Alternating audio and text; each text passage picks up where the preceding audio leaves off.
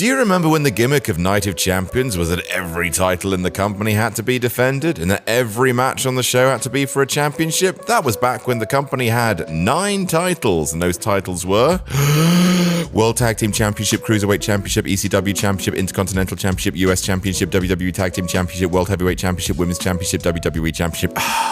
Please don't drink every time I say the word championship in this list. I will not be responsible for your liver doing a tope suicida. These days, WWE are in a weird nether space of actually having more championships, technically, at 10, but with their undisputed title holders, fewer champions. God, wrestling's weird and more complicated than it has to be all the time. Anyway, let's talk about all the worst things they've done at Night of Champions, because if the feedback to my last list is anything to go by, you hate me and you want me to only watch bad wrestling forever. I'm Adam, hailing from partsFUNknown, and here are our 10 worst Night of Champions matches ever. Alright, stop me if you've heard this one before. It's a late night, Netflix hasn't got anything you fancy, you've already watched Raw, SmackDown, NXT, and even NXT Level Up, as well as everything AEW has to offer this week. Heck, you've even gone and downloaded Impact Plus because you need to binge all the King of the Mountain matches. If only there was a way to break out the confines of your region's streaming services and instead experience something new. If this sounds like you, then we've got the solution to your woes, and its name is Surfshark VPN, the sponsor for today's video.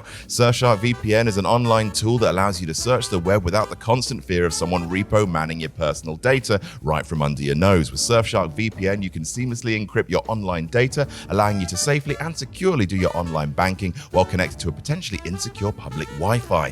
Surfshark also keeps your browser history and location locked away from websites who might want to use your data. Not only that, but you can also share potentially sensitive files without the worry of them being compromised or stolen against your will. And of course, Surfshark VPN also allows you to connect to 3,200 servers and over 100 countries across the world that you could only dream of visiting in real life. So no more bored Sunday nights. Instead, just sit back and relax, enjoy all the Hulu Plus and HBO Max you want to safely from the comfort of your own home. If all of that sounds good to you, then take a look in the description box below to find an exclusive link just for you, or alternatively visit surfshark.deals/jamnatjam, where you can help yourself to 83% off plus 3 months for free when you use the code JAMNATJAM on checkout. That's surfshark.deals/jamnatjam and use promo code JAMNATJAM for 83% off and 3 months for free.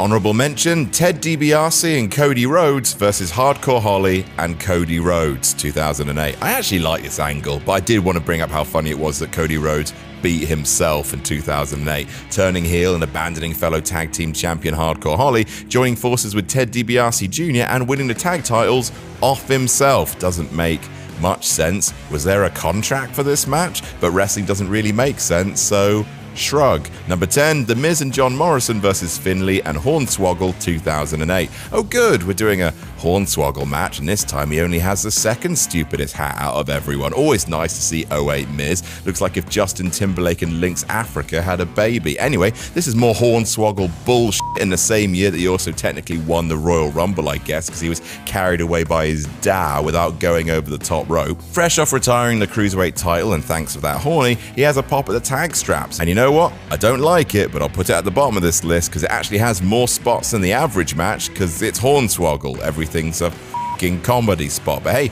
the crowd like it for the most part because look at you wrestling fans, until that awkward stretch where Miz and Morrison are just like kicking Swoggle in the head.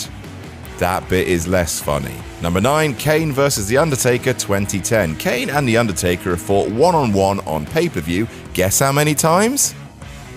9 times! 9 times! And, pause for incoming hot take, none of them have been good. All of them have had some bells and whistles bullshit attached, and some of them have had amazing builds. But depending on your tolerance for JR filling in boring points in a boring match with a reminder that both men are literal wizards, it's all fairly dull walk punch, no-sell snoozathons. Step right up their 2010 feud, which is uniformly shit because it's almost the exact same stuff they used to do, except both men are approaching nth levels of nippiness. At one point in this Night of Champions match for the Big Red Machine's first and only World Heavyweight Championship, Kane hits the ropes, hit a running leg drop, rebounds off the ropes, then just stops and walks the rest of the way before hitting the move. It's a pretty good metaphor for the whole match and their eternal feud. Two of the most all-time non-dull characters having a very dull time together that is 85% punch. Number 8, Candice Michelle vs. Melina 2007. Not gonna lie, there was a bunch of women's matches to choose from on this list, and there are a few on here, but it's not really interesting to talk about them. It's pretty much all the same story. For almost the entirety of Night of Champions history, 2007 to 2015, the company do not care about women's wrestling. Pretty ironic that the last iteration of the pay-per-view until now sees Charlotte end Nikki Bella's longest ever Divas title run in the first women's match in Night of Champions history to actually have a heated story going into it. Anyway, apologies to Candice and Melina for not talking about their match, but there's fuck all to say. It's a bunch of screaming and hair. Melina does her best, but Candice is fairly crap, and the crowd couldn't care less. You can actually see a bunch of empty seats on cam where people have nipped out for a piss. Then Candice wins.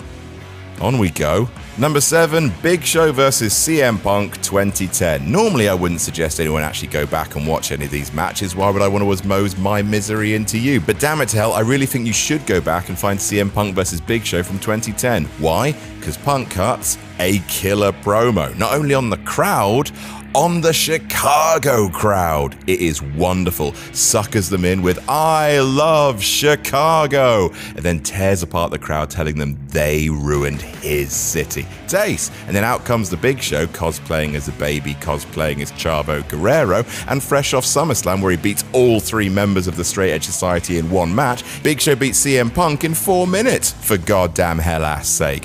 Fun fact, CM Punk lost the World Heavyweight Championship at Hell in a Cell 2009. CM Punk won the WWE Championship at Money in the Bank 2011. Know how many matches on pay-per-view CM Punk won in the time between those 2 events?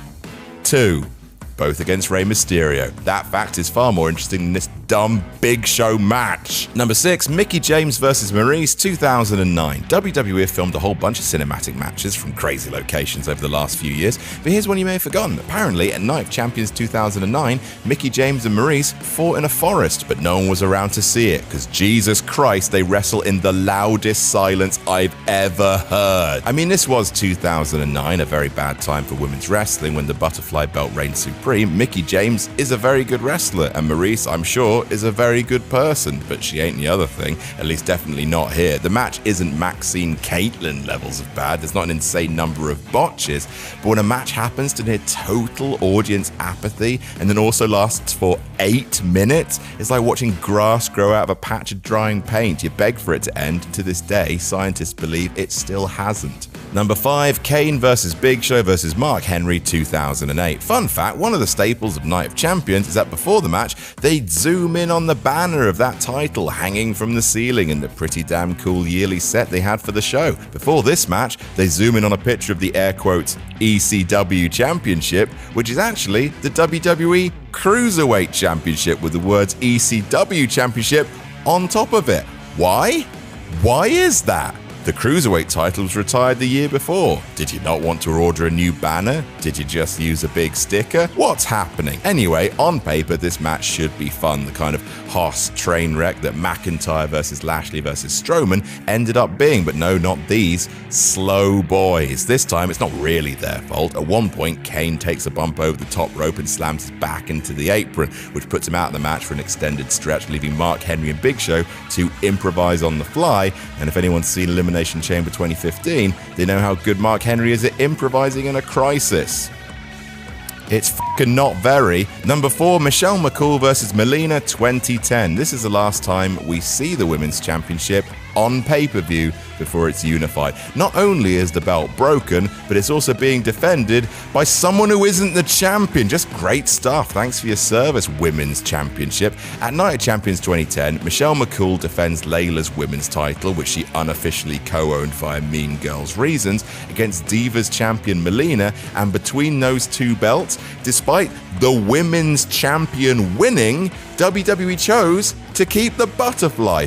Lord. It's also a lumberjill match, and boy howdy is it awkward. There's one moment where the Jills lay into Michelle McCool, then Rosa Mendez turns and aims a very slow punch on Jillian, like she's underwater and trying to bop a shark on the nose, and then Jillian blocks it, and they just stop.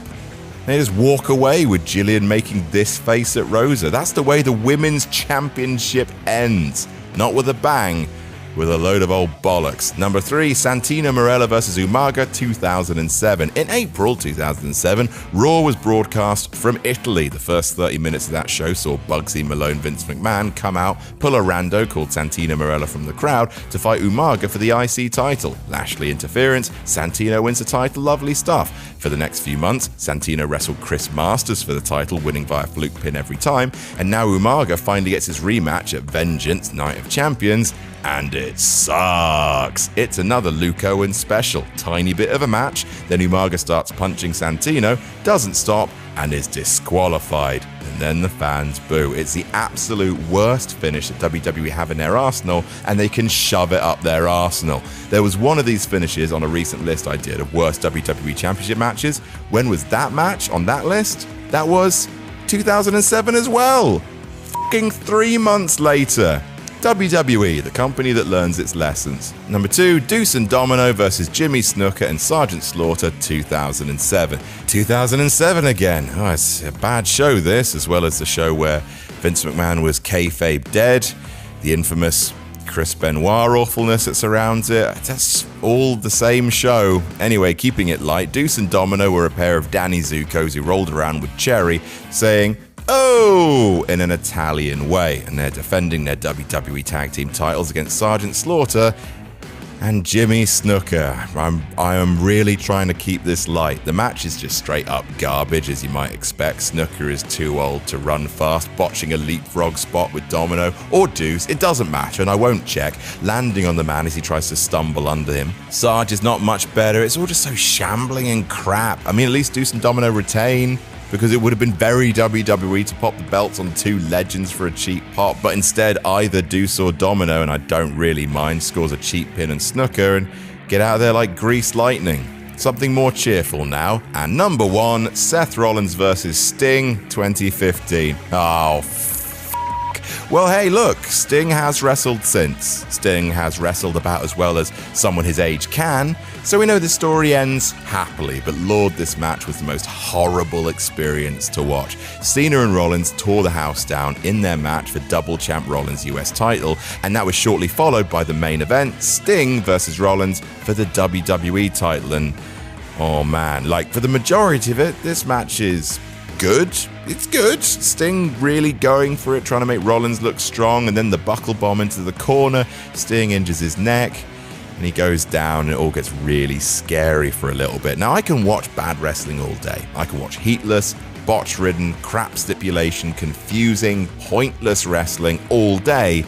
I never want to see this match again, because that's not why I watch. For mortality to kick the door in while I'm escaping in my silly punch fireworks show? Please, life, go away.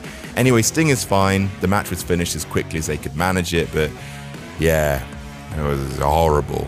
Please be careful, everyone. And that's our list. What's your least favorite Night of Champions match? Let us know in the comment. And if you'd like to check out more terrible wrestling, look at here's a clip of the last week. Here comes incredibly niche wrestling list number 2, Electric Boogaloo. And I swear to Jesus, you gutless dicks better actually watch this one. Beyond that, what more introduction do you need? These matches feature on way too many of my lists, and I'm sick of talking about them very, very, very much. List making is an occasionally joyful art, not when these guys are around.